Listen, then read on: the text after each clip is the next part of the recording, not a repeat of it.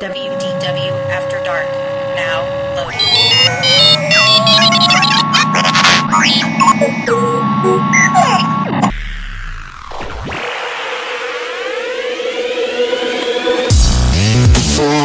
WDW After Dark.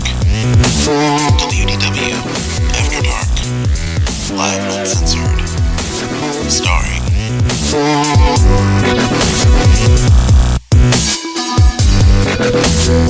Jeff Davis,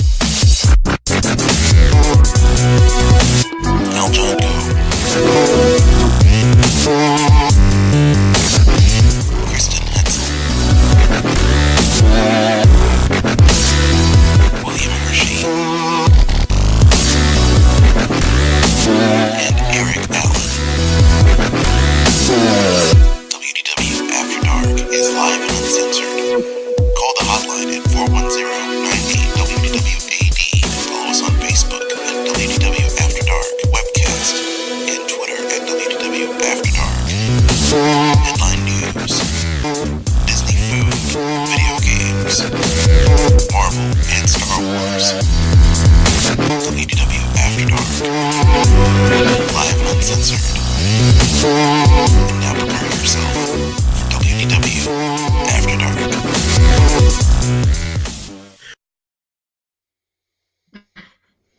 Welcome to WDW After Dark, your weekly look into the world of Disney and all things Disney, Star Wars, Marvel, the theme parks, and so much more. And we ask that you spread the word about the show by visiting WDWAfterdark.com. There's a little bit of delay, I apologize. WDWAfterdark.com, and spread the word about the show via social media. Our YouTube page is also up and running, and you can also stream the action every single week. We would appreciate it as well. Once again, the show for adult Disney fans is here with the talking heads. Yep, there you go. You knew I'd say it. Please welcome to the show, Mr. Jeff Davis, with a funny face. Hey, how are you? What's going on? Hello. You say that, and I'm wondering if I'm being, fragmented in any way. No. You are not being fragmented in any way possible. No, you're fine. Okay, because bandwidth, now that we're not at the Stink Hotel, we're actually here at the W After Dark, that hopefully the internet works this time, right? Yeah. Okay. Yeah, how's that working for you? Checking. Yeah.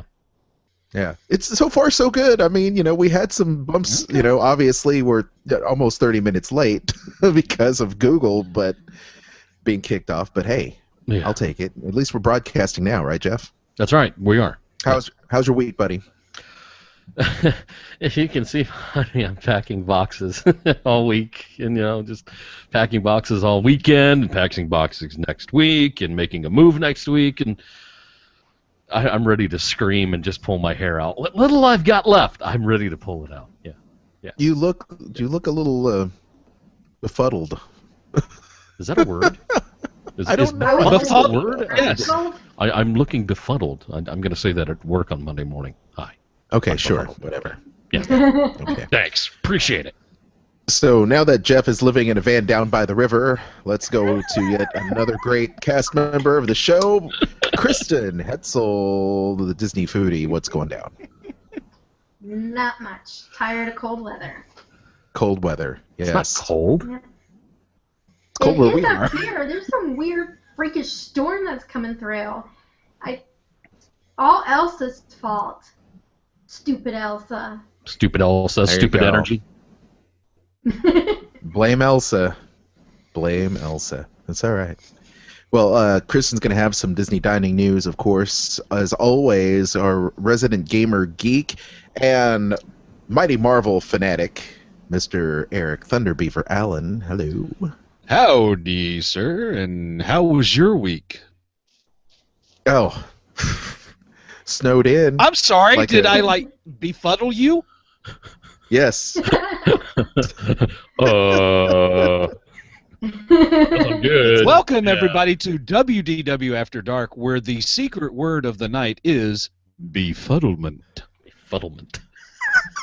That's good. Kristen, feed would is you like for us to befuddle you as well? No, that's okay. Oh. Okay. I'm staying away from that one. Okay, I'm not. No. You know, the funny thing about this whole situation is that when I listen back to this webcast, just like last week on the podcast, by the way, available on iTunes, it'll be interesting to see and hear what actually makes the cut, because over the last couple of weeks, you know, Google Plus Hangouts has been kind of sketchy on our end. We have experienced a lot of dropouts. It is what it is, right? So, you know, I'm sure people can kind of piece things together. It's not the best, but hopefully we'll get an upgraded modem and some faster internet, especially since Google Fiber is coming. Did I say Google Fiber? Did I say that right? Anyway, the Google don't have enough internet Google service is fiber coming in to your Nashville. diet, apparently. It's a fiber optic diet. There it is. But It's eating light. yeah, but I'll tell Yes. you, considering that's going to be the same cost as Comcast, and it's going to be 50 times faster, that's going to be You're awesome right. nice. And I can only imagine the number of people that are going to leave some of these cable companies that supply Nope. internet when they can get Google Fiber. I don't mind paying a little bit more for a better internet experience, you know? So I welcome Google. Please take me away. We've got a No, big that show was lined up for Calgon. you right now. Thank you for that. I was hoping to go an entire season without hearing something like that, but it's okay. It's all right. Well, now we've got it out of the way. We have a huge... Yeah, thank you. Thank you for that. Once again, this show is for the Disney adults and the fans out there showing their Disney side, their adult Disney side, if you will. You want to make sure you join us in the chat room. By the way, the chat room is back at WDWAfterDark.com. Join in the chat. We've got a bunch of different chat people here. Easy E-Ray's back, which I can only imagine the hashtags of the week will return. I hope. That'd be nice. That'd be really nice. So please spread the word about us over social media at WDW After Dark on Twitter and WDW After Dark webcast on Facebook, and you can download the show on iTunes. Quick little plug about the show. We operate because of fans like you. We do this for free, and what you need to do is check out our website, WDWAfterDark.com, and click on our Amazon links and our different links to different geeky sites so that you can support the show. So whether you get your comics through Rick's Comic City, or you get your ebooks at Dining at Disney, or you buy your movie tickets through Fandango, every little bit helps. So please check out our site affiliates and click on those links, especially Amazon, and support the show. Now, without any further ado, we've got 5 pages of news. Please welcome to the show our news monster, Jeff Disney Davis, with tonight's Disney headline news. Where's my sounder?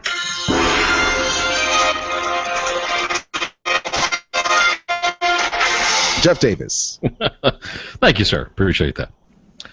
So, 5.5 pages of Disney news to go through this evening, and we will start things over on the West Coast for Disneyland and Disney California Adventure. Good news, the Mad Tea Party returns on May the 22nd, so fans of the Mad Tea Party are going to be rejoicing as they found out this information last week with news that the popular nighttime Disney dance party is returning on May 22nd as part of Disneyland's 60th anniversary celebration. The Disney Parks blog announcement says the event will be a new dazzling experience, bling bling, with added sparkly muchness to celebrate Disneyland's 60th. What the heck is sparkly muchness? I don't They're know like what that would sparkly be. bits, only a little bigger.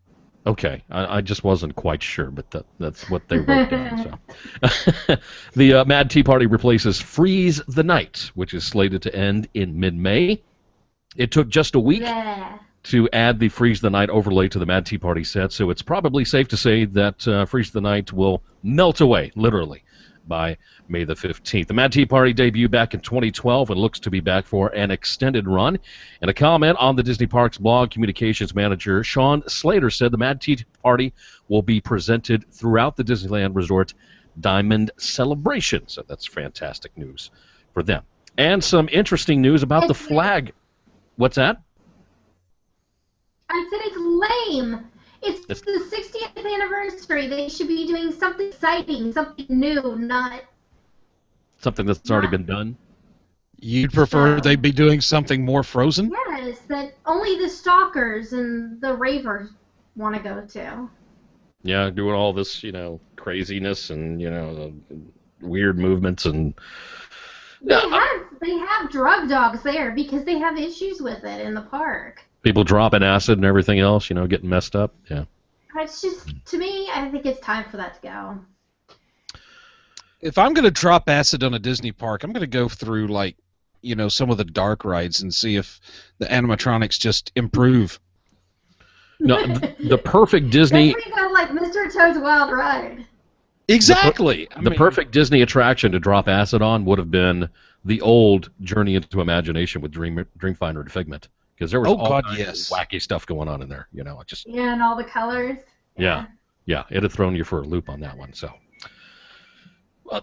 they're doing what they can. They're going to make the 60th anniversary work as best they can. So we'll just have to go with the flow, as they say. So. Next headline, did Disney make an about-face regarding the flag retreat back over in Disneyland? Social media sites were abuzz last weekend with word that Disneyland was planning a major change to the nightly flag retreat ceremony. A Save the Flag retreat campaign began on Facebook, and supporters were claiming victory by week's end when Disney announced that the ceremony was not changing. Now, was it a successful effort to change Disney's corporate mind, or much ado about nothing, really? You decide for yourself. But the chatter began last Saturday after a security officer, Ernie Naper, often credited with creating the current version of the flag retreat, stood at the flagpole and told the assembled veterans that it would be his last opportunity to stand there in voice and honor you. Sean Measley, whose mother Susan founded the I Support the Disney Flag Retreat ceremony Facebook, posted a video of that, and it just went viral from there with Disneyland fans. Naper's remarks set off a swirl of rumor and speculation. Had Ernie known, Gunny, as a lot of people do call him, that's Gunny to his friends, had been removed from the color guard, yes or no? Some said that Disney planned to replace the color guard leader with a speaking role with a pre-recorded message. Others claimed that Disneyland was eliminating all live performances at the ceremony, replacing the Disneyland band and the Dapper Dans with pre-recorded music. Disney spokesman Dave Hill replied to all of this on Wednesday last week, saying there are currently no plans to change the flag retreat ceremony. Now, by this time, members of the Facebook group that started all this were reporting that they had received a similar response from Disney and claimed victory for having convinced Disney to leave the ceremony unchanged. And they were specifically asked, Hill was specifically asked, actually, if there had been, in fact, any plans to change the ceremony and why those changes had been canceled. Hill simply replied, Disneyland regularly evaluates our attraction and entertainment offerings in order to provide guests with the best possible experience. The way I look at this and the way I'm reading it, the way Disney has replied, they started doing a backpedal. When any type of a word came out that they were going to change that ceremony, a lot of people really, really, really enjoy that ceremony at Disneyland for the flag retreat, and it's become a tradition with a lot of people's vacations. Some people go there just for the retreat itself, from what I understand. It's very, very popular, and Ernie, Gunny, as a lot of people know him, has been there for years and years and years. So they've had a victory over in Disneyland, so good for them. Hopefully that they're not going to change that anytime soon. So.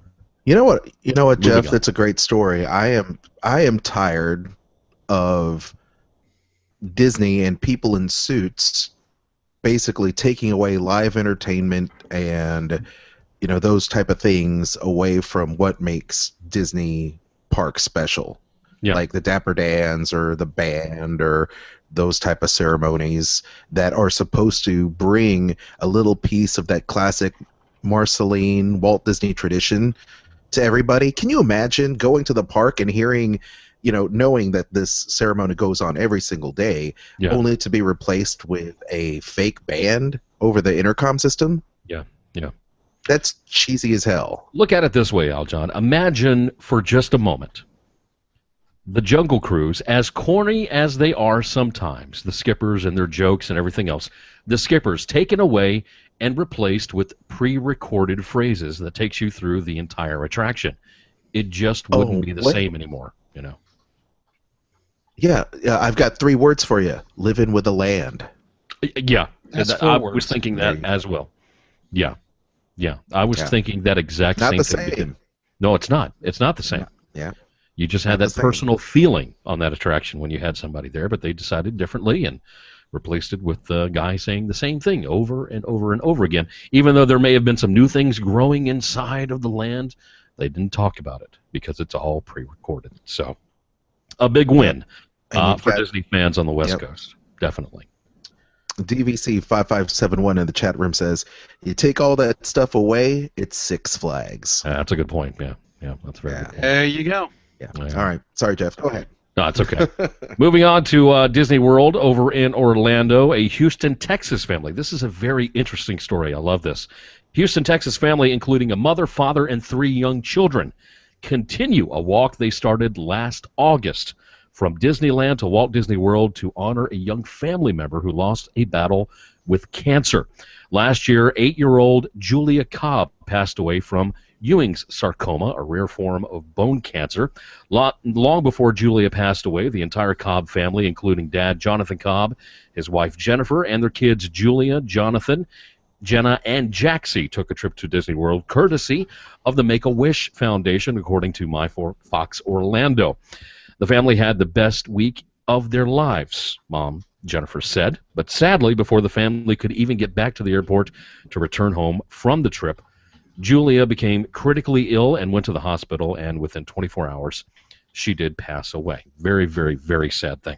Now, to help cope with their loss, and as a way to raise awareness for the disease, the grief-stricken Cobb family decided to walk from the California theme park to the Florida theme park, and they have a chase vehicle where one parent will drive and carry the kids who are tired, while the other parent continues to walk with the others. The family averages about 25 miles a day and stay in donated hotel rooms. The Cobbs have created a foundation named for their daughter. The Jukin Foundation provides details about their Walk Across America campaign, in addition to offering support in spirit by using their hashtag Team Jukin in social media. Their website also details ways in which people can help. The Cobb family hopes to reach Walt Disney World by late May or early June, and I can only hope that Walt Disney World and the Disney Company will roll out the red carpet for these people when they do show up in Orlando and get there to Walt Disney World an entire year pretty much on the road and walking with their family for a fantastic cause. And I really do encourage people to look up this foundation, the Jukin Foundation, and donate money to them for their cause and help them out, with hotel stays and everything else, because this is just a fantastic thing and such a tough loss for the family after enjoying such a fantastic Walt Disney World vacation and then lose their daughter at the same time. So it just absolutely amazing. It blows me away to see what they have done. So I agree. Moving on, Cinderella's Perfect Fit Sweepstakes offers a stay in the Castle Suite. This is pretty good news. In honor of the upcoming release of the live-action Cinderella movie on March the 13th, Disney is offering a special sweepstakes with a grand prize that gives one lucky family a taste of what happily ever after really is all about. Cinderella's Perfect Fit Sweepstakes awards one grand prize, and it consists of the following. You'll get a one-night stay inside the Cinderella Castle Suite, 3 nights at a Walt Disney World Resort Hotel, 4 5-day Magic Your Way tickets with Park Hopper and Water Park Fun and More options, a Bibbidi Bobbidi Boutique makeover for one child ages 3 to 12, and also a $500 gift card. Entries can be submitted online through the sweepstakes official webpage until March 29th, 2015. These stays inside of Cinderella Castle so far in 2015 have become more frequent. We had a January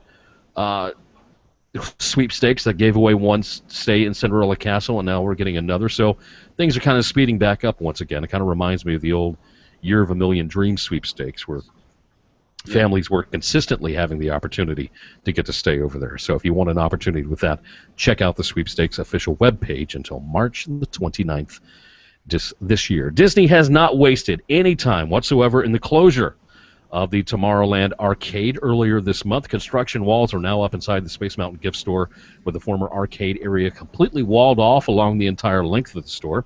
The phone charger outlets remain accessible, along with the massage chairs and the photo booth kiosks, which I guess are extremely important to have over there for, in Disney's eyes, I guess. You need that massage when you come off Space Mountain, apparently. So Disney has also filed some construction permits for the area, but there has not been any details as to what the space is going to be used for. So, what's your best guess? A bigger gift shop. That's the only thing I can think of. I mean, what can you really put in there other than just more merchandise? I mean, they had a good considerable... You don't think that they might be... You don't think that they might be just reimagining the whole arcade concept? It's sketchy with the new, laws that Florida has when it comes to what you can and cannot put in, what they consider gambling, as far as, those machines that you put $1 in, you try to get a stuffed animal, they considered that gambling, so they had to get rid of those machines and some of the others as well that provided tickets for people to go and get a piece of merchandise. So if they were just going to leave regular arcades games in there, I think they would have kept it open. I think maybe this is just going to expand into a bigger merchandise store. But Disney hasn't told us exactly what's going to happen. So what can we do? We'll just have to sit and wait. So I wouldn't be surprised if that's what they do. There's nobody ever in that gaming area anyways. No, there's not. A lot of people bypass it. They're headed for the next attraction. They don't care about playing a video game. They could do that at home. They could do that on their phone. They don't need to do it while they're at Walt Disney World, let's be honest. And from what I hear, a couple of arcade areas at some of the resorts have gone away simply because they were not being utilized enough, and Disney wanted to expand in other areas. I think the Polynesian was one. The Polynesian Village is going through a massive construction right now. Honestly, it looks terrible over there at that resort right now because of all the construction walls and everything else that's going on. But I don't know. Kristen, was Trader Sam's, as it's going into that area, was that expanded into the arcade room? Was that part of the area and they knocked down those walls to use that? I'm not too familiar with the... I don't know exactly... Yeah, I don't exactly know where it's going. Yeah. I'm hoping the next time I'm there, I can go over there and kind of check all of that out. Yeah. Well, apparently nobody cared over there. I'm hoping they make it significantly larger than the one at Disneyland Hotel, because that one is small, and there's always a line of people to get in there to have a drink in the bar. It's crazy. It's an attraction of its own. It makes sense to build a larger one. Look at the considerable amount of people, one, that go to Walt Disney World, two, that are there to go to Ohana and enjoy dinner or anything else. So naturally, they're going to have more seating. They're going to have a bigger bar area. It's going to be so popular. Trying to get into that place for the first, 6 months that it's open at Walt Disney World, they might as well make advanced dining reservations possible for Trader Sam's, because that's what it's going to turn into, trying to get in. That place is going to be another VR guest kind of situation where it's pretty much impossible to ever get into it. I mean, Disneyland is a locals park, and over there, everybody who visits, for the most part, lives there. So, I don't think they anticipated it being such a popular location that it's now there. Yeah, I agree. The Polynesian is just like we said before. The lobby area went through a lot of changes. They changed the name back to what it was originally back when the resort first opened. You've got Trader Sam's and new pool area. Once they finally get done with all of this construction at the Polynesian Village, I think people will want to stay there. Again, Kristen, when people mention to you, you being a travel agent, when people mention to you, I'd like to stay at the Polynesian, do you mention to them, hey, look, there's a lot of construction going on right there. Maybe it might be a better idea to pick somewhere else. I mean, do you have to let them know about something like that? oh, I guess I don't have to, but I do. I mean, it's one of those things that you don't want to be paying all that money to stay at the Polynesian, show up, and then realize, well, this is shut down, and this is shut down, and this is under construction, and this is a mess. And when you're paying that kind of money to stay there, if you're going to I know that, oh, hey, while you're there, if you go, they have now added, this is a refurbishment to your hotel. Yeah. And that gives them the option that they go, because, you know all these things in advance of their final payment. The changes can be made up until then without a problem. So it's one of those things where, you let them know, and it gives them the option to go, you know what, I think we're going to change resort. Let's price this one instead. Sure. Well, hopefully when they get done, it will be worth the wait, because construction at the Polynesian has been going on for quite a while now. So we'll be looking forward to seeing those walls come down. Got a few more details that are beginning to kind of trickle out for this year's Star Wars weekends over at Disney's Hollywood Studios. Disney has confirmed that Symphony in the Stars fireworks will once again return as the nightly finale, along with the Some of the Force pre-show to the fireworks, featuring character appearances. James Arnold Taylor will be back as the host for each weekend at Darth's Mall. Merchandise is going to be in the new location near to the Streets of America at the Final Take Terminal. Now, the former merchandise location over in Soundstage 1 is being converted into additional capacity for Toy Story Mania, so it is not available to be used. Now, perhaps the biggest change this year will be the relocation of the celebrity shows from the Premiere Theater to the Theater of the Stars, home of Beauty and the Beast, over on Sunset Boulevard. The Premiere Theater is currently hosting the Frozen Sing-Along, and although it will be moved to the ABC Theater at the former home of American Idol experience, the Premiere Theater will not be available during Star Wars weekends. Now, Beauty and the Beast will continue to be performed in the mornings, with a quick turnaround into a Star Wars set for the afternoons every single weekend. Theater of the Stars has more capacity, but unfortunately, and this is important, lacks the air conditioning of the Premiere Theater. So would you rather have more seating, or would you rather have air conditioning in May in Orlando, hot, you've been sweating all day? I want AC. The air conditioning. I want the air conditioning. Yeah, that's what I want. Yeah. I don't care about the seating. You go in there. Exactly. As you're sitting in line, there's very few air-conditioned places in that park. Everybody says that Animal Kingdom's the worst, but I truly feel that Studios is the worst part, because most of the restaurants, quick service restaurants, don't have AC. They're all outdoor. Yeah, they're all outdoors. There's 2 of them that have air conditioning? And that's kind of the time that you go and you sit down and try and cool down is when you eat. Well, that's not really an option there.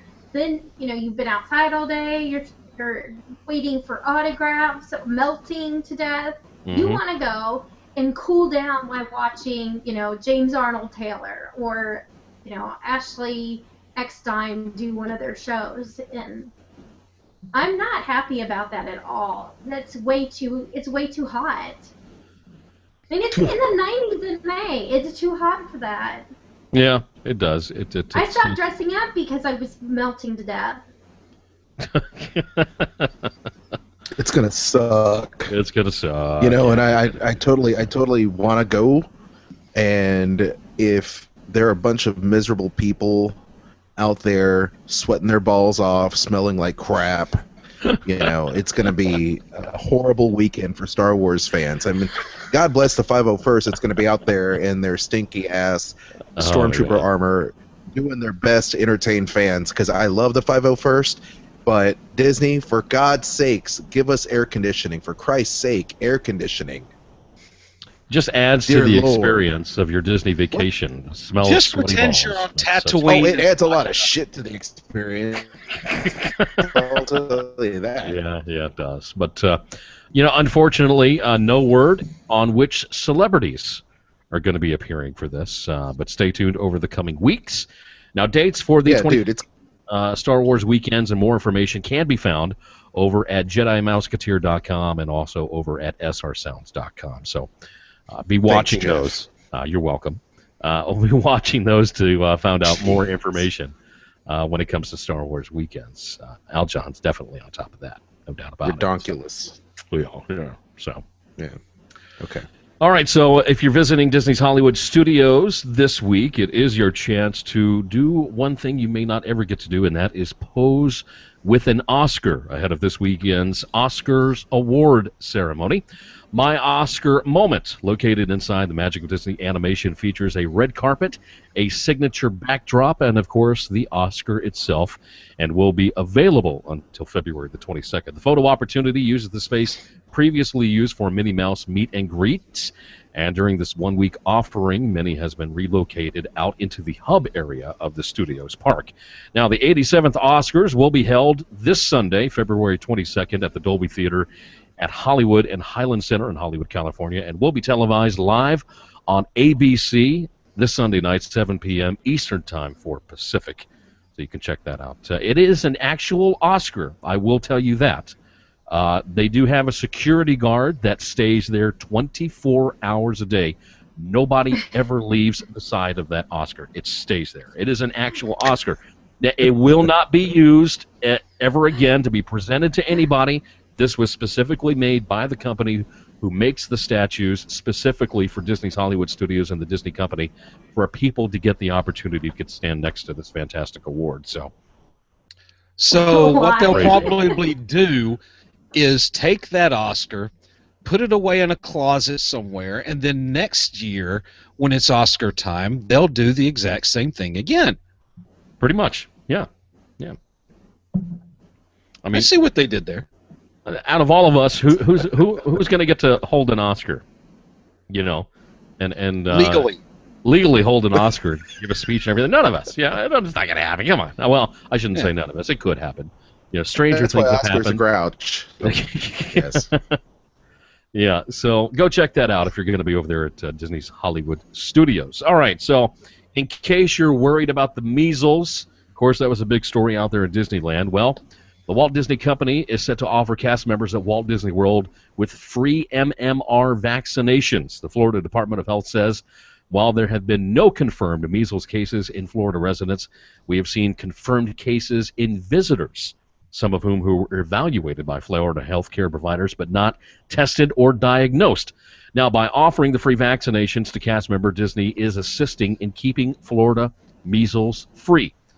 And, of course, like I said, measles has hit the headlines hard in recent times after an outbreak at the Disneyland Resort over in California. So that's just a fantastic thing that I don't have to worry about that. Have you had your vaccine? Years ago. Years and years. Eric? Yeah. Probably about the same time Jeff had his. Years ago. Literally. Okay. Had a flu shot, but haven't had the I had my MMR. flu shot. Yeah. Not that the flu shot helped, but... Did you get the measles when you were a kid? I got the chicken pox. That's as Yeah. close as I came to it. Yeah, I had the chicken pox. No See, measles, I've though. had the vaccine and I've had the measles, so I am good to go. I am not getting the measles. You never have to worry about it ever again. Because I've had the vaccine and I've had it, so I'm good. Double shot. Well, there you go. Nice. You are a lucky, lucky man, Al John, because your wife will never get the measles, man. Yeah. She is I am a lucky dude. measles I have the proof. measles. I am. Good. Oh, goodness. All right, two more stories to get to and a couple of big ones here. Disney has been busy over the last few years making a number of changes to the area around the northern edge of the property behind the Magic Kingdom. Now, the changes to parking, utilities, and some minor roadworks don't look very significant to a lot of people, but together they do kind of signal that Disney is looking to create a new northern entrance to Walt Disney World. The latest and perhaps most significant of the changes in the northern area is the relocation of two backstage buildings, Cast Connection and Property Control. Both of these buildings are not accessible by guests, but can be found directly in the path of what could be a new entrance from Reams Road, if you take a look at the map. Their move in March 2015 to an area behind Disney's Animal Kingdom on Western Way frees up a great deal of space that would be critical to a new entrance. Now, earlier this week, The summer of 2015 closure of what they have now announced the Richard Petty driving experience at the Walt Disney World Resort due to future transportation improvements is what Disney is calling this. This is why the Speedway, they say, is closing down. Now, a new entrance from the north would need to integrate into the TTC to handle, lots of traffic, lots and lots of traffic. And right now, that doesn't exist. It's not there. So the removal of the Speedway may allow for a secondary entrance and parking plaza booths. It's a good possibility. So, Richard Petty driving experience wanted to renew their contract with Disney. They were begging and pleading. Disney said, no, sorry, we can't use you anymore. So Richard Petty's going to try and find some other place to go to close to the Orlando area, but that's going to be very difficult for them. And don't get me wrong, it's not like the Richard Petty driving experience wasn't getting any business. It was very, very popular, still is very popular, because there are two different experiences. You've got the NASCAR vehicles that you can ride in or you can drive, and then you've got the exotic driving experience as well, where you get to drive a Lamborghini or a Porsche or a Ferrari, stuff like that. So you're talking about a friend of mine did that, as a matter of fact, did the exotic car experience. Uh-huh. Do you know that they tape over the speedometer so you can't tell how fast you're going? Mm. They say you really don't get over 50 miles an hour. But you're still driving a Porsche. But you're still driving a Porsche or a Ferrari. I mean, come on. I don't care how fast I'm going. I'm still driving one. I don't care how fast it is. But I'm still in second gear, God. Yeah. God bless America, but by God, I'm in a Porsche. So, in essence, you've got this entire area, which is the Speedway, huge area. How much parking could they use for that? Quite a bit. But, I mean, a lot of times they don't fill to capacity from what I hear, only like during the summer months and during high peak, Christmas and stuff like that. So that could be turned into a parking lot, or where the current Magic Kingdom toll entrance is could be moved over into that area to create brand new ways to get in from the northern side and the southern side as well for people to get to the Magic Kingdom. The other thing is, with the expansion of Fantasyland, some of the parking has been an issue with cast members trying to get to work. They're having to come in through the northern side of the Magic Kingdom, and there's also some residential areas over there. Congestion in that area, traffic is very heavy for cast members. They're having trouble getting to work on time because there's just nothing that they can do. If there's traffic, there's traffic. You try and leave even earlier, there's maybe an accident or a car on the side of the road, whatever happens. So they're trying to find new ways in order for people to get to Walt Disney World in a couple of different ways, and also give cast members a new entrance and maybe some new parking as well to get into that area. So we could see a lot, and I do mean a lot, of construction coming by the end of 2015 into 2016 or even sooner, as they shut down the Richard Petty driving experience, and we'll see the Speedway just kind of disappear completely and totally. I prefer a parking garage to be put in, but I've seen how long it's taken Disney to do the one over at Downtown Disney, so I guess I'll scratch that, because construction over there is taking way, way too long. It's just unbelievably bad. So we'll wait and see exactly what they're going to do. All right, last headline, and then I'm all done. And this was a big one this week because of the recent changes that Disneyland went through with their ticket price increases. I said this last week. Al John agreed with me that we would probably see a ticket increase for Walt Disney World as well. Now, as of right now, it stands at $99, okay? But a one-day at the Magic Kingdom ticket price, we could see it pass $100. And it could be as early as Sunday, Monday, Tuesday, whatever. Now, if historical price increases remain constant, it could be going up to $105 for one day at the Magic Kingdom, which is about $6 more than the current price of $99, which brings the entry price above $100 for the first time in history. Okay. And if we put the other admission theme park prices around $99 for a single-day ticket, it's about a $4 increase from 2014. Now, we don't know if going over $100 is going to cause theme park attendance problems. I don't think it will. It hasn't in the past. They still remain the top vacation destination to visit in the world. Number one in theme parks is the Magic Kingdom. We all know that, even when it went to $99 last year. And if it is going to be $105, let's ask the question this, okay? Ask this question. How many of us really only pay for a one-day ticket to go to Walt Disney World? 9 times out of 10, you're booking a 3, 4, 5-day vacation package. And correct me if I'm wrong, when you book that type of a package, resort, Magic Your Way package, and everything else, don't you start saving money on tickets? Doesn't that price drop just a little bit? You're not paying $105 every single day. You're not paying $100, but it does kind of go down a little bit. So you're still saving money. You're not actually paying $105. I don't think that's the case. So before you go absolutely crazy, before you lose your mind, before you just say, I'll never visit Walt Disney World again, take a look at the numbers. Kristen, I know you're the person to ask when it comes to this type of stuff. I know that you've heard something. I know you're keeping something from us.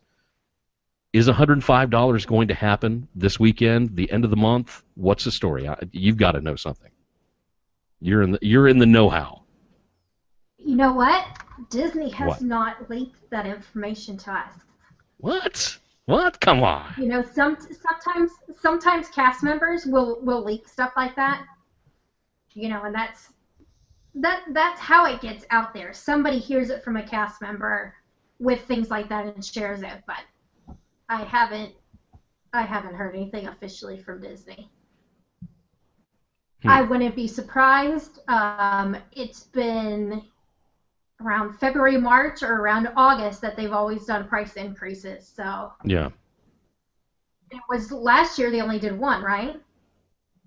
Or did they increase it again in August?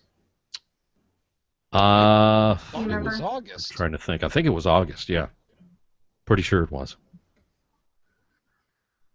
I don't know. Yeah. So. I'm not going to sit here and lose my mind over it. I'm not going to go crazy or anything else. Miley's not going to go crazy, even though she's barking. The thing is as long as you're doing pretty much 4 days, it's not going to impact you, but just a couple of bucks here or there. Yeah. It makes a difference when you're doing the 1, the 2, 3-day tickets. Yeah. That's when you're going to notice the biggest price jump. I mean, I posted in the Fun Zone the other day. With my annual pass renewal, I pay under $600 to go to the park all year long. The thing that amazes me is the number of people that will buy multiple passes throughout the year. I'm going to do 4 days here and 5 days there and 3 days here, where because they did that 3 times in a year, they spent way, way more money than they would if they had just bought an annual pass. Oh, yeah, yeah. Yeah, that's why I never understand why people do that. I mean, that's why we got ours as well. I mean, because you spend more than 6 days out of a calendar year at a Disney park. It's paid for itself. It has. Mm-hmm. It has. And I'll tell you this. All you need to do is take 2 trips, and that's it. Yeah, it pays for itself, the amount of money that you pay. If Disney were to make a more dramatic change to where 1 year it's $100 to get in for a 1 day, and the next year they raise it to like $120, then you're going to see a lot of pissed off people. Then you're actually going to see a lot of people saying, I'm not going back to Disney World. I'm done. When it costs $120 across the board, no matter what, whether you get a vacation package or not, if they were to ever set their prices in stone, you cannot save any money whatsoever. This is what it's going to cost you. A lot of people are going to go, screw you, I'm not coming back. I'm done. But Disney is smart. I understand they are a public company. They have, shareholders. They have to answer to them and everything else. That's understandable. Disney does what they have to do in order to keep things running. 1% to 2% increases don't impact the world all that much. A lot of people sit there and say, oh, well, wait for the economy to come back. Wait for this, wait for that. You say that, but you're still going back to Walt Disney World. You're still going for a vacation. You're still paying a discounted price for those theme park tickets because you're getting like a 4 and 5 day vacation package. So why sit there and gripe about it? I hear what you're saying, Jeff, and I agree with you because, I mean, if it's only about $5 or $6, it's not that big a deal. But I think it's the psychological value that you are, for the first time in history, going over the $100 mark. Yeah. And I think it's going to cause a more visceral reaction. I mean, it's once you sit down and think about it, yes, logic may prevail, but you're still going to have a lot of knee-jerk reactions. That's like $100 to get into a theme park. That's freaking ridiculous. Yeah.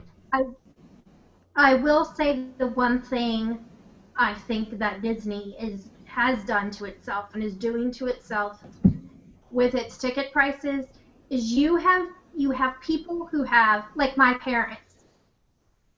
You know, we went once when, let's see, I think it was in 93. We went in 93. That was the first time my parents had been. I had been once before. And then we went once again in 07 when my sister was deathly ill because they figured that would be something to make her feel better. Yeah.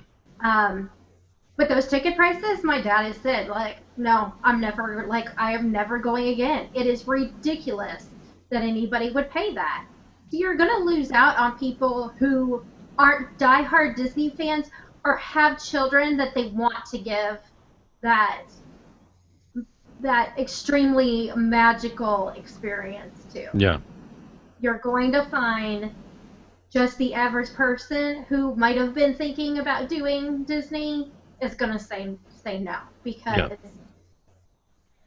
I already have had people say that. They're like, it's just too much money, when they can go and do something else and get a lot more days for a lot less money doing something else. So That's true. That is true. Yeah. You know how much it costs to get into the Magic Kingdom? Some of the advantages. I'm sorry. What's that, Eric? I'm sorry. I didn't mean to talk over Kristen. Go ahead. No, it's fine. Go ahead. Okay. All right. You know how much it costs to get in on opening day 1971 to the Magic Kingdom? I'm trying Go to ahead. remember. Try $3.50. Wow. That's Okay. Let's say Wow. that you're right, and the cost increase does go up $6. Those $6 back in 1975 would have gotten you in the park by themselves. By itself. $6. That's amazing. It took 11 years for admission to the Magic Kingdom, which I get, we call it, the Magic Kingdom by itself. It took 11 years for it to get up over $10. Okay, but back then, when it first opened, you were paying that to get in the park, but weren't you also paying for E-tickets, B-tickets, so forth and so forth, as to how many attractions you could ride? Did you have to pay extra for those? Now that's a possibility, but I'm just talking about getting in. Yeah, Yeah. I thought that was the case too. Yeah. I thought you bought kind of like a fair, where you Yeah, buy you tickets bought- for the different attractions. and Like you a get certain so amount of, many, like a yeah. ticket book or something, You bought a ticket book as to how many attractions you were able to ride. They were done by categories, how we talk about e-tickets, Yeah, the and- e-tickets. and- But so, the information I'm looking at here says general admission replaced by one-day ticket in 1981. yeah. So in 1982, we'll try to do more What was apples the to cost? apples. Okay, what was the cost? for It that was ticket? $13.25. Gee, wow. $13.25. That's amazing. Absolutely amazing. It's like Kristen said.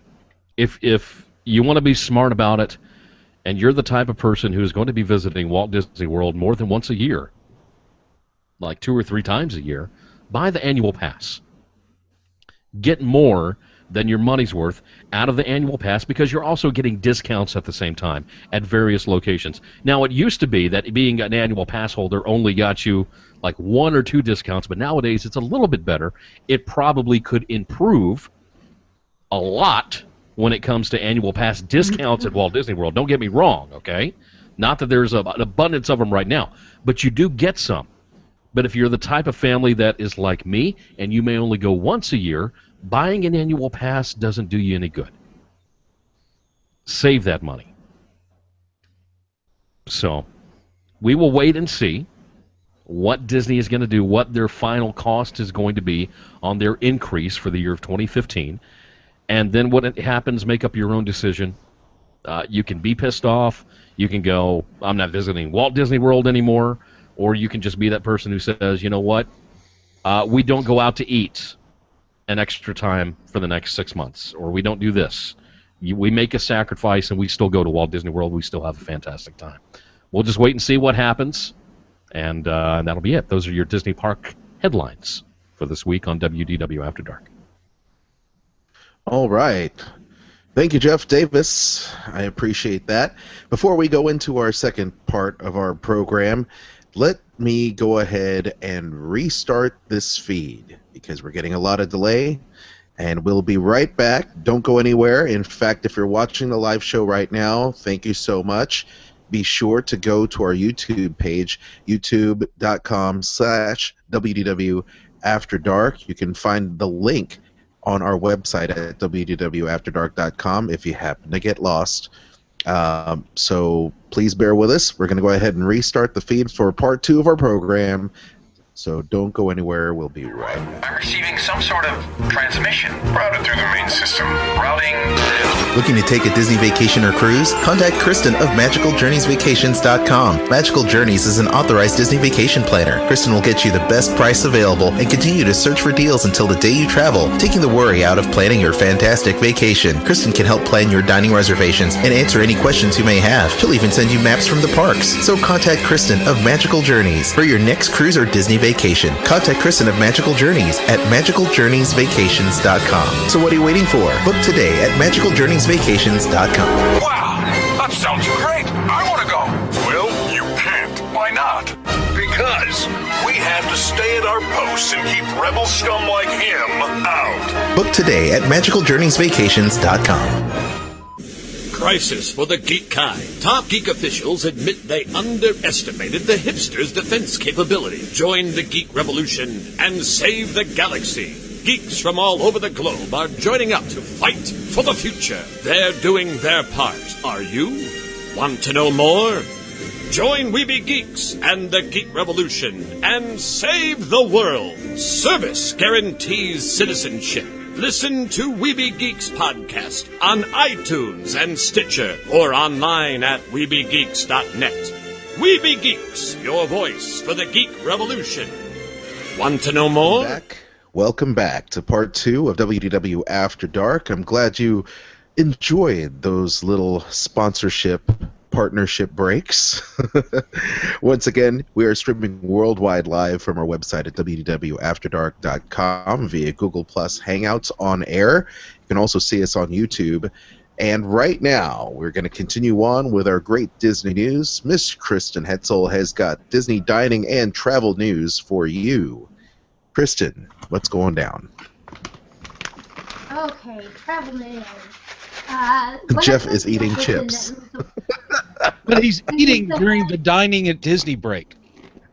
Of course he it's is. making me hungry. I know, It's me appropriate. too.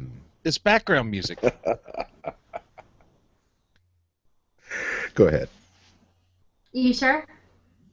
Yes, I'm sure. It's Jeff's microphone. His chips are like triggering the microphone. So good. Okay. I well, like to keep eat up during the Krista's segment. I love to eat, and she makes me hungry, so I have to eat. Yeah. Nice. Okay, well, the Save Up to 30% off deal just ended, It is now save up to 25% off on rooms in select hotels, booking between now and March 28th. And this is going to be for stays on both nights, March 2nd through June 15th. If you make it a package by adding a minimum of a 4-day Magic Your Way ticket, you'll receive 1 more day for free. So that's the travel deal. Now on to food, Aldo. Thank you very much. Yes, on to food. Yes, okay. Well, from food to from travel to food, I should say. We're traveling for Okay. food. Yes. That's true. You Dining would at be Disney traveling for cycle. food. Yes. To Epcot. That's where we're going to start. Epcot Flower and Garden Festival is coming up in just a little more than a week. It's going to be starting on March 4th. And this festival takes place until, let's see, May 17th. So, like 75 days. So, a lot of time to check this out. And 3 years ago, they started with these outdoor kitchens. So they're just like the marketplace booths that you see over at Food and Wine. And this year, they are adding, they're bringing those back, and they are adding a new one. It's called Fontana's Botanico. So that one is going to be located between France and Morocco and will feature menu items such as seafood ceviche with shrimp, scallops, grouper with mangoes and avocados. That sounds really good to me. You had me at I can't grouper. wait to try that. I'm so hungry right now. God. Other new menu items will include a beef brisket burnt in hash with white cheddar fondue and pickled jalapenos. That'll be at the Smokehouse Barbecue and Brew. Also, there's going to be falafel with cucumber, tomato salad, and tahini at Taste of Marrakesh. Kale salad with dried cherries, almonds, and goat cheese at Urban Farm Eats. There will be a spicy hot dog with pineapple chutney and sriracha mayo at Pineapple Promenade, and quinoa vegetable nodwich with arugula pesto and oven-dried tomatoes, and that is going to be at Urban Eats as well. Some of your favorites like the limoncello panna cotta, the watermelon salad with pickled onions, baby arugula, and feta cheese, those will be coming back again this year. So if you want more information on the menu items, just check out Dining at Disney. I've got the whole article there. No shawarma? On to more food news. I don't Pineapple know. on hot dogs? They didn't release the whole menu. I would hope that there would be shawarma somewhere. Dude, you make it up here to Birmingham, we will go get shawarma. Okay. I'm telling you. All right. I love shawarma. It's good stuff. There you go. But pineapple on hot dogs, We've got it in Kristen? Nashville, too. Do you not have a place down there? No. This is South Mississippi. There ain't a damn thing down here at all, except people who don't know how to drive. Seafood. No. Seafood, Cajun seafood, okay, and stupid people who don't know how to drive. That's really Okay. all there is down here. Nothing else. But you've got a Margaritaville down there. We Is that where all had the people who- we had it past tense. It closed down. Dude! Oh, Yeah, no. yeah. Margaritaville is done. We do now have Bubba Gump's, but Margaritaville is Bubba gone. Gump's Oh, is okay. good. Yeah, Bubba Gump's is good. I like Bubba Gumps. I like their fish sandwiches. Yeah. Okay, I got to tell you about Bubba Gump. When Okay, we went out, Okay. I love Kristen's delay. Only It's in my just like segment do we ever go off topic. I think from now on, Kristen and I are going to have to be next to each other to do this show because the bandwidth is just killing me right now. Yeah. It seems it is. There's too much of a delay. Too much of a delay. So, go ahead. Sorry. go ahead. Go ahead. Please. Well, someone read some news, damn it. Somebody say something. Well, I thought he was going to talk about Bubba Gump. Okay, any which way. More on the outdoor kitchens. They also have some of the new drink items released. There's going to be an Ace Pineapple Hard Cider at Pineapple Promenade. There's an ice pop, which is going to be peach iced tea mixed with limited edition Grand Marnier, peach raspberry, and a splash of vodka, and then it'll be frozen. And that's going to be at Fleur de Lis. There's also going to be a Venezuelan-influenced fruit punch made with orange juice, lime juice, banana puree, grenadine, and garnished with tropical fruit medley of diced pineapple, mango, strawberries, and oranges. This can be made into an adult-only drink by adding rum orange liqueur to it. Mm. One of the things that I think sounds very interesting is going to be at the Smokehouse Barbecue and Brews. Part of their beer flight is going to include Shipyard Brewing Company Maple Bacon Stout. Ooh. Yummy. Doesn't Jeff, that sound I think good? you and me could kill some. Yeah, I think so. Yeah. I'm excited. Pineapple to try on a that. hot dog is an abomination against nature, but bacon in beer, that's from heaven. That's some good crap right there. Yeah. Bacon and beer. Oh, God. Nice. I swear, I gained 10 Also, you pounds can every put time I pineapple listen on a to hot this. dog, right?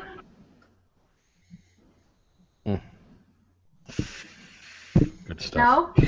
No? Look at how John. Just freaking killing me over here. Oh, golly. I'm dying. You know, so I engineer this show every damn week for the podcast and for YouTube, and I am sick and freaking tired of Google Plus Hangouts crapping out on us every single damn week. I'm tired of it. First it was live stream, now Google Plus. I know exactly. I know you do, Jeff. This is starting to be ridiculous.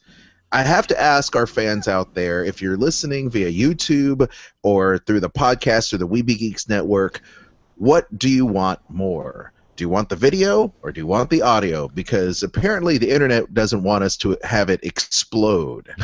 And, you know, we have a lot of people listening to us on the audio podcast side of things these days. Yeah. And I hate to just interrupt, you know, what we're doing here, because we were founded as a unique show on the internet with video, but slowly but surely, you know, things are starting to just chip away and say, no, you can't do this, no, you can't do that, no, you can't show this, and now you can't even get together with a group of friends to have a damn internet show every week. You know, we were supposed to be technologically advanced for a webcast and for doing all this, and for being on a no-string budget, we did pretty damn good for ourselves over the past 4 years. I mean, this has The been only great. other option is to do a Kickstarter. Yeah. Has it been 4 years? Well, that's Here's the great, thing. Kristen, because I couldn't understand what the hell you just said. Okay, here's the thing, okay? Check this out. When we first started this show, and we started the show on live stream, We do a Yes. we ran with no problems whatsoever. We were able to play our, you know, videos of the week and everything worked perfectly. As technology has continued to advance, the internet has slowed down, apparently, because it cannot keep up with everything for whatever reason. If we could all afford to be in the same location, in the same room, with 4 or 5 cameras and just be able to do it that way, we wouldn't have this issue. But the internet has not kept up with us. So, No. what do you do? What do you do? In fact, we've downgraded the show just so that we can be on the show. We've actually downgraded the show just so we can make it work. Yeah. To a certain degree, you know. So, I don't know. man, oh man. Oh well. I'm sorry. I'm frustrated right now, and you're gonna hear it on the show. You're gonna hear it on the podcast. So if you have any suggestions, let us know. Yeah, it would be nice to have a Kickstarter, but to be honest, you know, everyone loves free content, which we do. You know, so it is what it is. You know, we do it because we're crazy fans, and we're crazy to do this every single week, but we love it. Let it So, go. Yeah. Can't hold it back anymore. Kristen says on the chat room, we could do a Kickstarter if fans want to be on video. We'd have to do a Kickstarter to pay for it. Yes, Kristen. she's giving me that look like, well, damn, now I have to be in a room with Aljon now. This is not going to work good. So, okay, so now that I've vented that, let's go on to whoever else. Is it who else has got headlines today? Kristen, were you done? No, Keep I'm going. not done. Sorry. Keep going, girl. Do your thing. Go for it. I'm going to turn my damn camera off. Okay, fine. Bye. Okay, fine. Just remember, I can stop this damn show right now. Feel the love Okay, in so the does Go household. Does anybody remember when they used to have around the world showcase? They would do those free food demonstrations during Food and Wine Festival. Yes. Yeah. Yes. I remember that. Okay. Well, this year they are going to have free cooking demonstrations during the Flower and Garden Festival. It's going to be taking place on Friday, Saturday, and Sundays at 3 o'clock. It's going to be at Port of Entry, which is right as you enter into the World Showcase. So they're going to be. Do doing you some get to short demos. sample after they're done? No. Oh, damn it. No. Remember, they used to not allow that because of the fact of possible contamination, health code reasons. Well. But these are going to last for about 15 minutes, and afterwards you'll be able to meet the Disney chefs. Some of the items that they did say were going to be made is the Piggylicious bacon cupcakes and the fire-dusted tilapia. So both of those items are in that Taste of Epcot cookbook that they came out with for Food and Wine this year. It also has the Flower and Garden recipes in there as well. So that's some of that stuff. And then I've got two little reminders for everybody. One of them is that starting on Wednesday, which is February 25th, everybody can start making their advanced dining reservations for lunch at Be Our Guest. And then my other reminder is that Restaurant Week for Orange County is coming up, and some of the Disneyland restaurants are going to be part of that, and it takes place March 1st through the 7th. You can get a meal as cheap as, I think it's like $15 or $20, three-course meal. So that's not bad. Ralph Brennan's Jazz Kitchen is part of it. Catal Restaurant. What else is in there? Naples Restaurante y Pizzeria, and Tortilla Joe's. Oh yeah, Tortilla Joe's, $15. Okay. Their lunch. Okay. So. Not bad. Okay, that is all my food news. Just wanted to remind people of those last two bits. Thank you, Kristen. Thank you so much for your wonderful food news and travel news. We love it. Mr. Eric Allen, I know that you have got video game news and Marvel news and other news. What do you got this week? Tell me. Actually, Jeff, what I have this week is more of a Marvel flavor to my news lineup. Well, give us your news and give me the news now. Okay, now, see? Yeah, get it done. All right, you dirty rat, just sit down. All right. You're wasting my time there now, see? Hurry up. Yeah. All right. Okay. So, back in October, you may remember, or you may not remember, in which case, hey, you're hearing this for the first time. I've been drinking since then. Well, there you go. Back at New York Comic Con, Marvel announced that an animated Guardians of the Galaxy series would be coming to Disney XD sometime this year. Well, that is still going to happen, and they announced the voice cast for the series. Star-Lord will be voiced by a gentleman by the name of Will Friedle, which if you ever saw Batman Beyond back in the day, he was the one that played the new Batman. McGinnis, yeah, that was him. So he's done live action, he's done voiceover, So he should be a good Star Lord.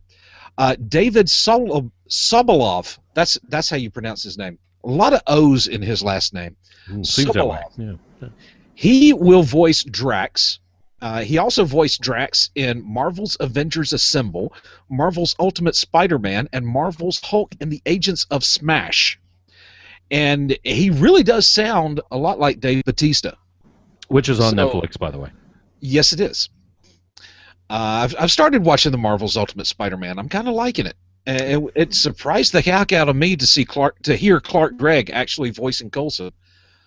So that was a good thing. Yeah. Kevin Michael Richardson will be providing the voice of Groot. How hard is that?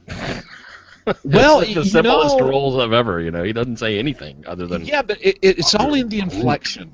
It's like, I am Groot. I am Groot. He's happy. I am Groot. That's sad. Groot. I am Groot. It's like I'm going to rip your arms out and feed them to chipmunks. What if he were to become intimate with somebody? How would he say "I am Groot" if he was intimate with someone? Yeah. I am Groot. I am Groot. There you go. But yeah, I mean, he also voiced Groot in Marvel's Avengers Assemble and Marvel's Ultimate Spider-Man Web Warriors, and he does have the "I am Groot" voice down. I mean, he sounds just like Vin Diesel. Yeah. And doesn't even have to, use the audio effects to get there. The one, what I would consider disappointing, I don't really want to say disappointing, voice cast decision was Trevor Duvall as Rocket. He sounds good, but he's just he doesn't have that Bradley Cooper quality. It's a little too high pitched to me, and sounds a little bit too cartoony. But since we are talking about an animated series, I guess. Yeah, I think so. Yeah. Yeah. It's for the kids. Now. Yes. It's not supposed to be for us adults. Remember that. This is for the kids. I understand that, but Aljon and Kristen, I think you will find this particularly interesting. A gentleman by the name of James Arnold Taylor, who I believe you have met on at least one occasion. Who's that? He will be playing Obi-Wan Kenobi. He will be playing he will be doing the voices of Yondu and Cosmo. Now, if you don't know who Cosmo is, shed some light on Cosmo there, Mr. Mighty Marvel Geek. Cosmo was in the Guardians of the Galaxy movie, but he did not have a speaking role. Well, he kind of did. It was a growling role. He was the dog in the Russian space suit. Yes. Yeah, his one Cosmo line was, the cosmonaut dog. Yeah. Yeah, his one line in Guardians of the Galaxy was, and he delivered it with force. Precision. Yeah. Yes. But there was that tender scene where he's believable. licking Del Toro's face, Yeah. Yes. So that's the casting news for that.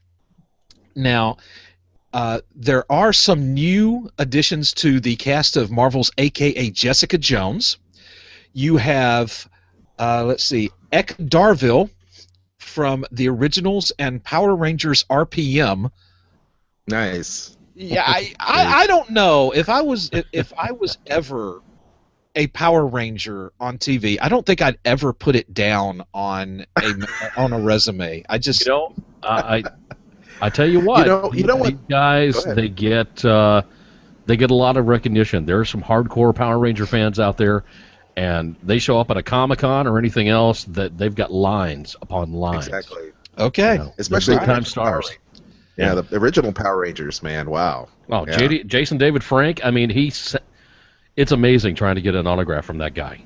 Yeah. I tell you. Plus, he seems like a really nice guy. So. Arrested for murder. Yeah, there was one that was convicted of murder, but Well, we'll talk about him.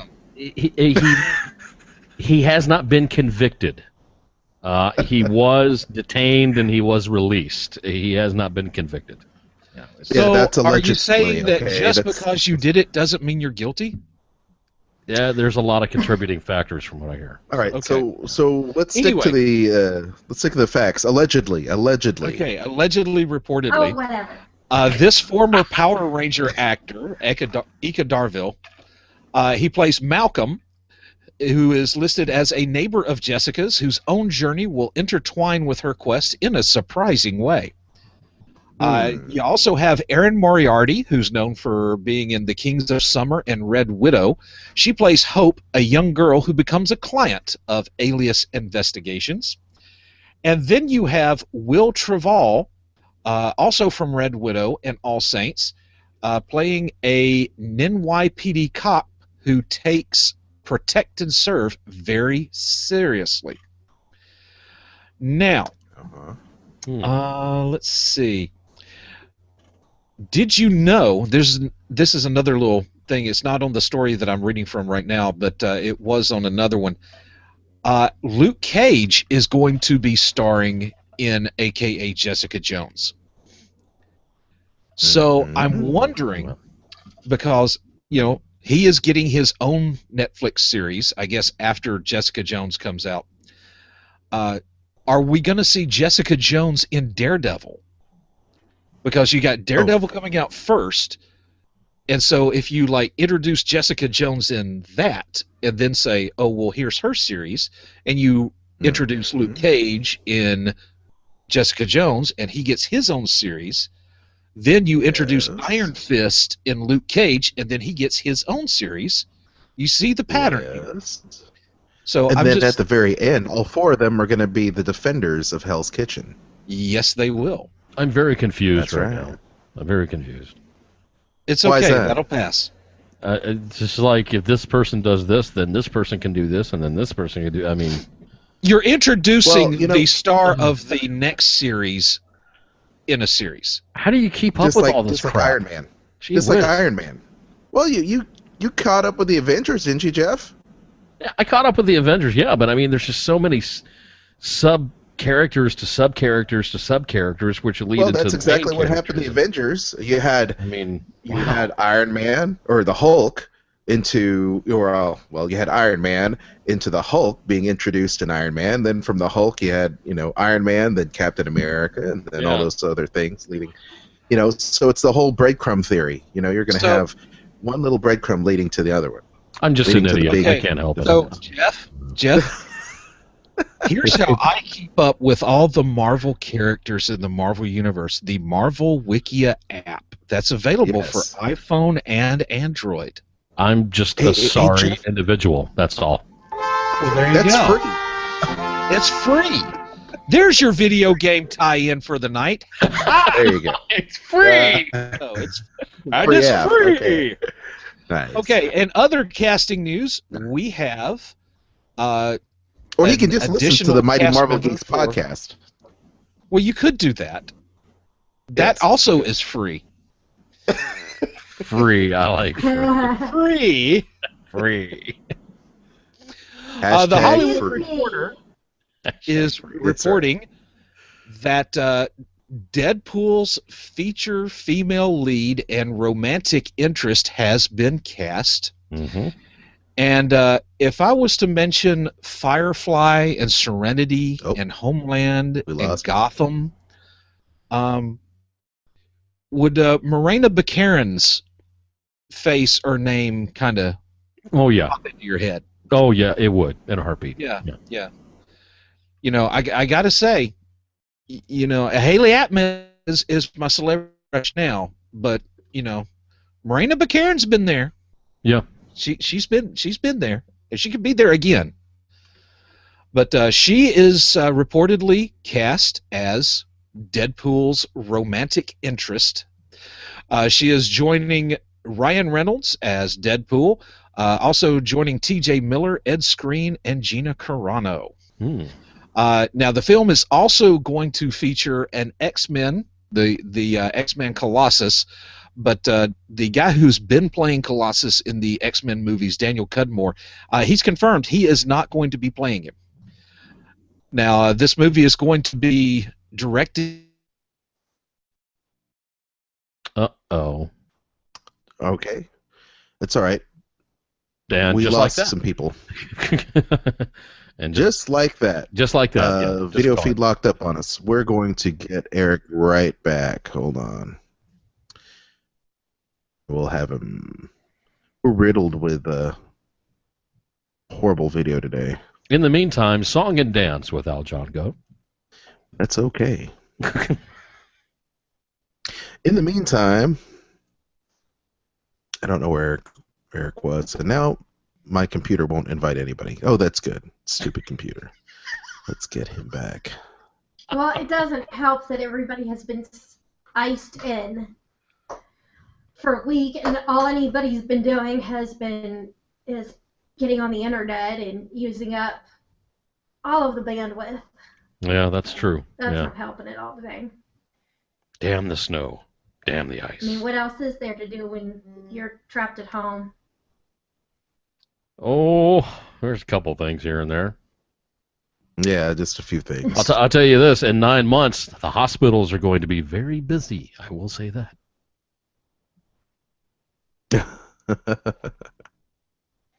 And I mean, that Okay. will stretch all the way from, New England all the way down And to this is Nashville. why so many babies are. That's why there's so many babies born in November. Mm-hmm. Mm-hmm. That's That's right. right. Got to snuggle and get warm somehow. Yeah.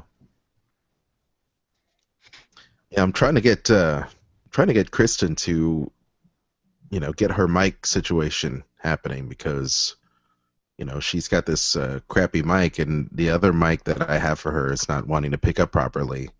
And since this whole call is gated, it's triggered by a powerful microphone Yeah. being activated, because Kristen's is so far away, it does a really crappy job of doing that. So Yeah. we need to make sure. So, okay, Eric is being blocked from the call. Amazing. It's just not a good night for Google Plus. Just not a good night. Nope.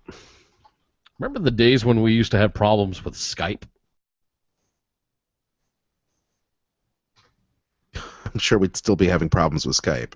I don't know. I don't know. I don't know how Skype's doing these days, really. I don't know if I want to try to find out, to be honest.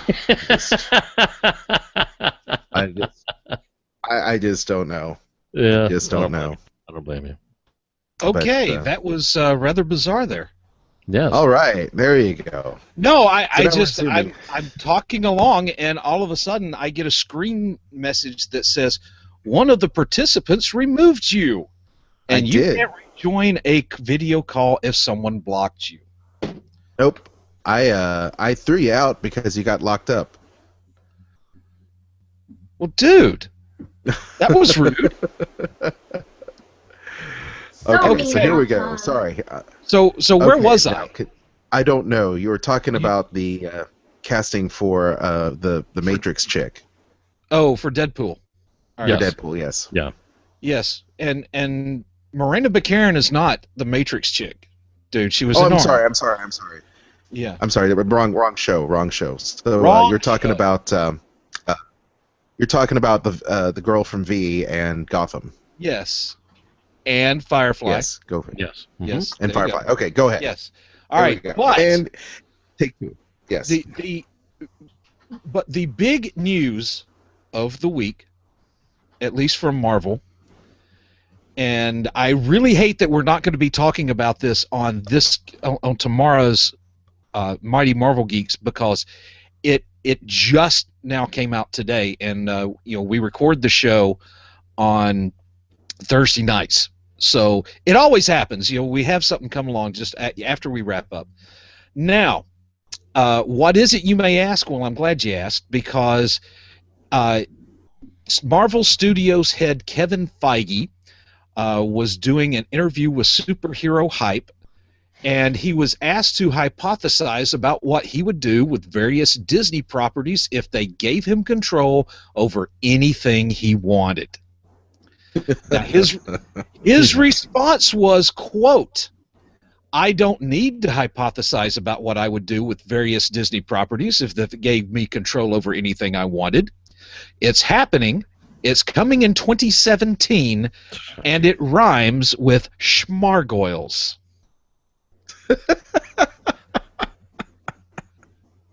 So, what could that be? That could be anything. As it happens, it's gargoyles. They gave him freaking gargoyles. Now, for those of you who don't remember, because this was like, almost 20 years ago. Oh, my. Yes. Did I just make you feel old, young man? Oh, I feel old. Well, there you go. You should.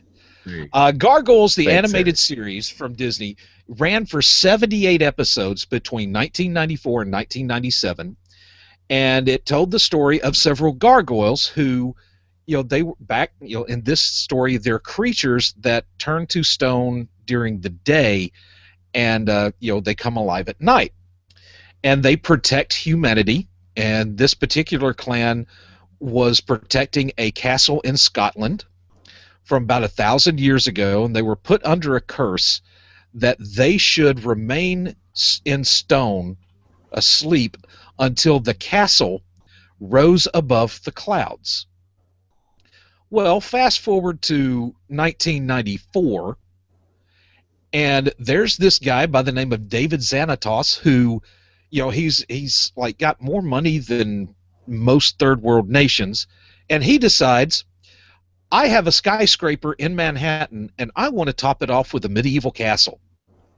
And it just so happens that the castle that he brings over brick by brick and reassembles on top of his freaking skyscraper is the one that the gargoyles are sleeping on. So now you have fog and certain low-lying clouds. They will come in below the top of the skyscraper, so boom, the curse is lifted and they are back. They've slept for 1,000 years and they're in the modern day. Okay, is everybody up to speed on this? Good. Yes. Good. So it only ran for three seasons, but the series has a strong cult following. So Feige says, quote, I've always wondered why the hell Disney never decided to turn gargoyles into a blockbuster movie event. But when I expressed an interest, they literally begged me to take it off their hands, along with Quack Pack and the Mighty Ducks. Now, he does come in and say they're talking about the sci-fi animated version of the Mighty Ducks, not the good one. He says, man, the things we could do at Marvel with that Emilio Estevez movie. But if Gargoyles goes over well, maybe they'll let us take a crack at it. What the hell? I'm really starting to like this guy, I love Kevin Feige. Hey, by the way, you know that Kristen and I ran into Kevin Feige at the D23 gift shop last year, or 2 years ago? So after the whole Marvel panel, we all decided we're going to go to the D23 shop, and there walks Kevin Feige, and I'm just like, hey man, I just want to let you know you're doing a kick-ass job. And he was like, oh, that's awesome. He's doing great. I mean, I'm such a huge fan, and he was very kind, and he said, thank you so much. It means a lot, and the Marvel universe is getting better every day, and of course this is before Avengers came out, so of course, damn it, he's doing a great job. You should parlay that into him doing a guest shot here on After Dark. Yeah, I've got that Iger pull, so I'll be sure there you go. to bring him aboard. I'm I'm working on it. He did mention that although Marvel Studios will be producing the Gargoyles movie, we're not seriously considering connecting the franchise with the Marvel Cinematic Universe. Yet. And that's a direct quote. He said, yet. He said, but the good news is we have tons of actors under multiple film contracts, and we could literally throw them into any movie if we wanted to. Robert Downey Jr. would make a great Xanatos, and we may force him to play Brooklyn as well. Oh, geez. Because why the hell not? Why not? This is a direct quote, because why the hell not? People love that dude. Yeah. Mm. Exactly. Now, I still have, You know? for my money, if you're going to get anyone to play Xanatos, you've got to get Jonathan Frakes to do it. Ooh. Why Jonathan not? He Frakes. voiced the damn character. Yes, Yeah. he voiced the character. In fact, half of Star Trek: The Next Generation ended up being on Gargoyles. Yes. Brent Spiner, Marina Sirtis, Jonathan Frakes. Who am I missing? Yeah. Michael Dorn. Did Michael Dorn. Yes. Michael Dorn. Yeah. So I know there you I'm go. missing somebody else, but yeah, I mean, there's Did- 4 of them right there. I was going to say, did Will Wheaton decide to join the show? Sure, I don't why think not? he I'm did. I'm feeling just saying- generous. I just wanted to say Will Wheaton. Yeah, well, of course. Go ahead and say it. All right. There you Thanks, go. Stewie. But this news just I can't tell you how happy and excited I am over this, because I Yes. thought, Gargoyles was like, I'm just going to be completely honest with everybody. Yes, this is a Disney show. I really couldn't care a whole lot less about singing animals and fairy tale princesses. I really couldn't. But you give me statues that come alive What? at night and fight evil on the streets of Manhattan, I am all over that crap. Yeah. What? You're not all about princesses? I think Jeff is trying to watch a show on Netflix. On his I'm phone. watching the intro to Gargoyles right now, actually. It's been a long time since I've seen this. Yeah. It's great. No, It's great. Catch it on Netflix. I actually found it's not on Netflix, but you can get. Is it not? No, but you can catch the collections on DVD. I got it. Yes. I found them on DVD. Got them, introduced my son to them, and buddy, he was hooked from the get-go. Yeah, it's a great show.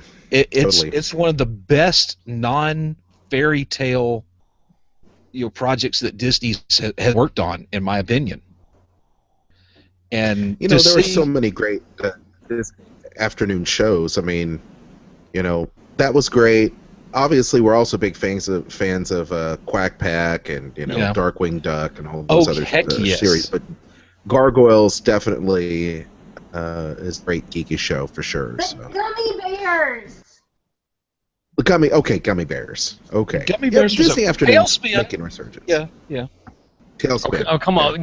We all want a Frozen afternoon show for everybody. Come on. You know you want it. No, You do. You do. Come on. All right. You want to sing the Let It Go theme song all the time.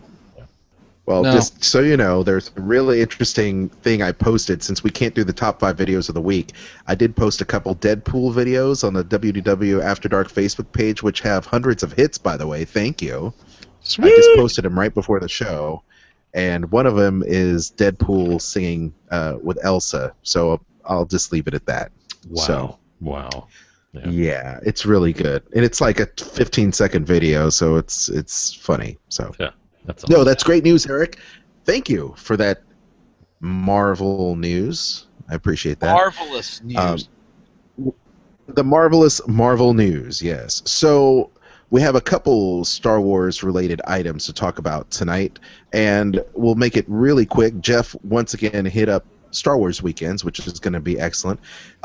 We just got press passes for Star Wars Celebration, which, by the way, is going to be happening in Anaheim at April 16th through 19th. And Star Wars Celebration, of course, the biggest collection of Star Wars everything, fans, memorabilia, stars, and all kinds of people from the Star Wars universe. The biggest convention in the world for Star Wars, okay? And Mark Hamill has just been announced to be appearing at Star Wars Celebration, which is going to be really good. Also joining in the fun, Peter Mayhew, who plays Chewbacca, Darth Maul, Ray Park, Jeremy Bullock, who played Boba Fett in Empire and Jedi. He's a Amy good Allen, guy. who played Ayla Secura. Yep, he is. So Amy Allen will be there, who played Ayla Secura. We also have Dickie Beer, who also did stunts for Return of the Jedi. In fact, also did stunts as Boba Fett. We also have Daniel Beer? Logan. Dickie Beer. Mm-hmm. You know Dickie Beer?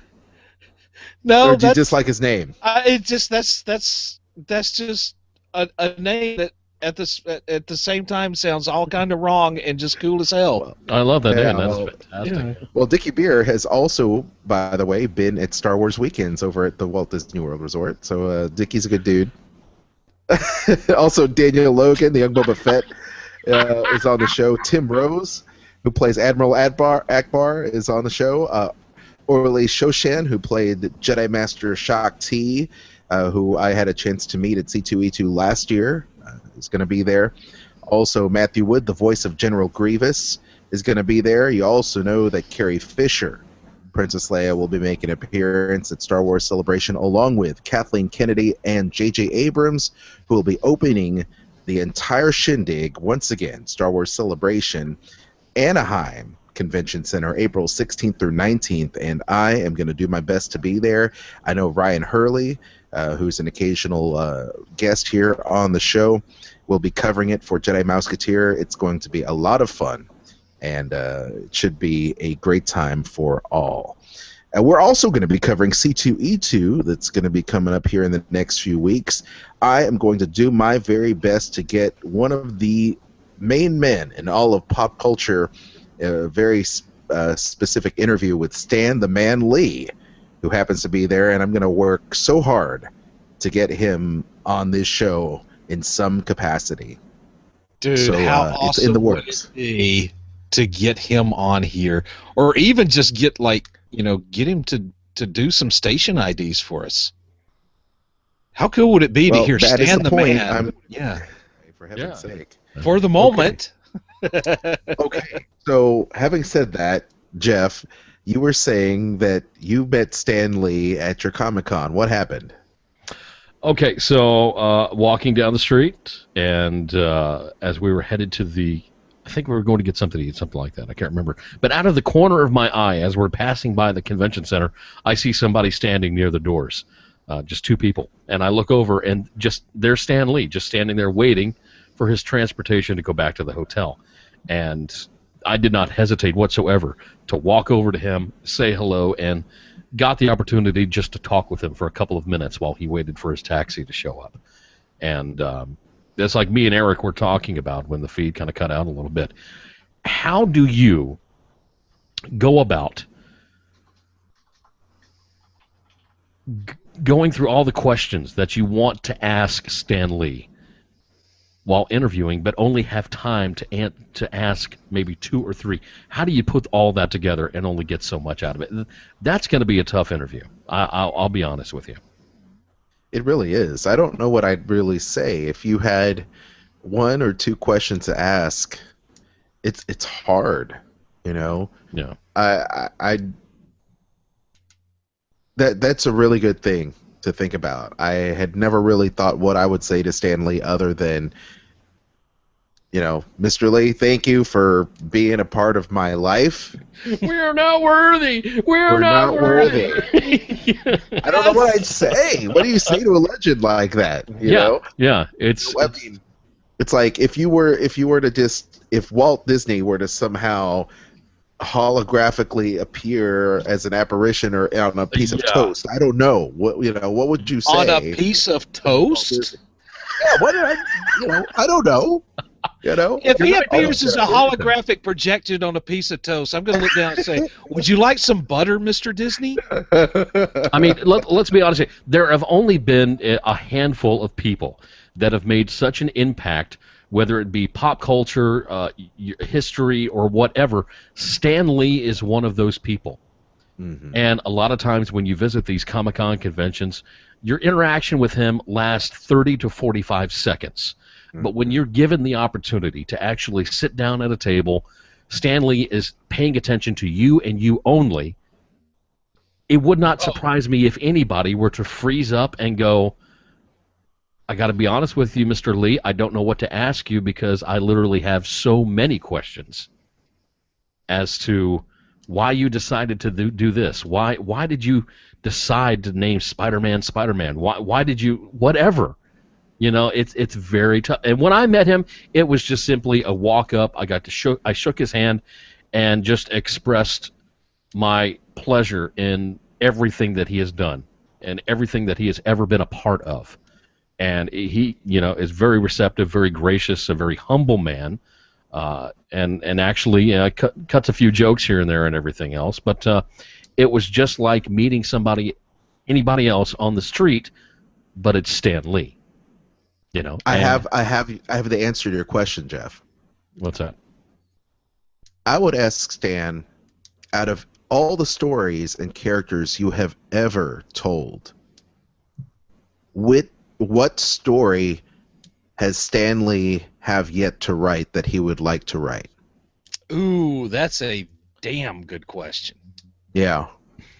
I've watched so many interviews of Stan. I've seen the documentary on Netflix. I've actually seen a few of his panels over the years, but I have never, ever heard that question asked of him ever in any way, shape, or form. Like, out of all of the characters and stories you've ever written, what story has Stan Lee yet to write that he would love to write?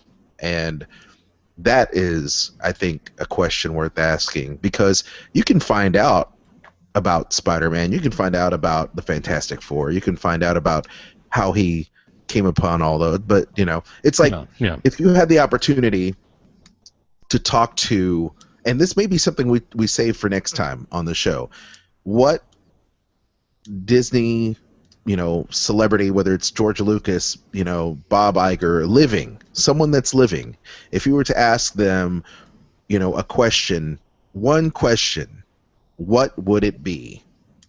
You know, and that would be very interesting to see what you all come up with. Who would it be, and what question would you ask that person? You know, someone that's living. Yeah. If you had the opportunity. I've already got mine for Disney. Yeah, let's do it next week. Let's talk about it next week. Well, okay. Here's the thing. I won't be here next week because all of my equipment is going to be in boxes. Okay. So can I do mine? Can I do mine right now? Do yours now. You won't be here next week either, Alton. Oh, we won't be here. I guess WDW After Dark is going to go dark for next week, unless we decide to do it another day. So, okay. Yeah. Well, we have a few more minutes. We'll do it 2 weeks from now. Oh, we'll do it 2 weeks from now. Okay, very good. It has to be 3 weeks from now. Oh, Jesus. We won't be at the next one either after that. Well, we'll figure it out. We'll do this crap eventually. Yeah, we'll get to it. I just have to make sure I remember what my question is for Walt Disney. Okay. Well, take notes, everybody, on the interwebs. When this goes up, you're going to have to think long and hard about that question. If you had one question to ask a Disney universe person living, all right, whether it's, you know, someone like Bob Iger or Kathleen Kennedy or Stan Lee or somebody, you know, how about related we do to this? Disney. How about we do this? We ask the listeners, the viewers, yes, who we would ask these questions to. Oh, okay. There you go. All right. Fair enough. Feel free to go ahead and do that. Leave your questions and comments on our Facebook page and our YouTube page, and we'll be sure to do that.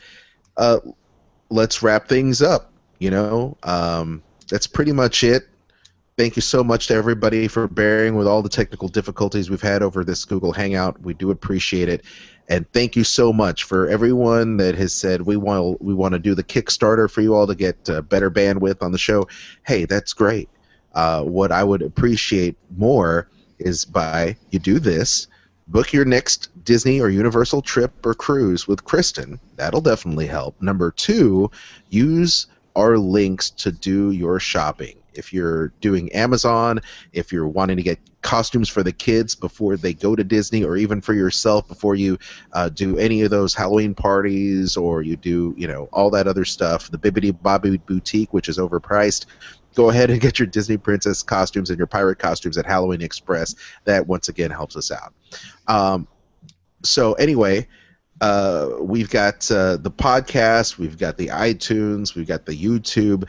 Jeff, why don't you go ahead and tell everybody what's going on with you, what you want to plug, and your social media before we jet out of here. You can catch me every single week on Sorcerer Radio over at srsounds.com for a look at the top news stories for the Walt Disney World Resort during DW60 on Thursdays, 8 a.m. Eastern Time, along with some of your favorite Walt Disney World music as well. You can follow the show on Twitter at DW_60 and also on the DW60 Facebook page and in the Sorcerer Radio Disney Fun Zone. So I hope you get the chance to join me as you get ready for school and work in the mornings on Thursdays. Thank you, Jeff. Mr. Eric Allen. You can hear me on Sorcerer Radio on Tuesday mornings at 8 a.m. Eastern with the Sorcom Review, and also Saturday evenings at 8 p.m. Eastern with Mighty Marvel Geeks. And Mighty Marvel Geeks can also be listened to in podcast format at weebiegeeks.net and also on iTunes. All right. Kristen. You can read all about your Disney food news at diningatdisney.com. It's also Dining at Disney for Twitter, Facebook, Instagram, Pinterest, you name it. So, Kristen and I can also be heard. Thank you, Kristen. I appreciate that. And by the way, right now, as our partner network, Sorcerer Radio, celebrating 14 anniversary years, you can save 50% on your ebooks by typing in SR14 in checkout if you want to purchase any of Kristen's dining books. So go ahead and check that out. You can also hear Kristen and myself on WDW Tiki Room, the show about all things Disney on Sorcerer Radio, Fridays at 8 a.m. Eastern and 7 p.m. for the encore, all times Eastern, at srsounds.com. You can also check out the highlight show in podcast form on the Weebie Geeks network of podcasts on iTunes and Stitcher. So thank you for that. Digital. And Shot Glass Digital. Thank you very much. Thank you to Shot Glass Digital. So at any rate, thank you so much, everyone, for chiming in, and we appreciate what you do. You support the show, you download, and you give us those 5-star reviews on iTunes. Thank you so much. In the meantime, have a great week, and we'll see you next time. Take care. Peace. bye. Bye.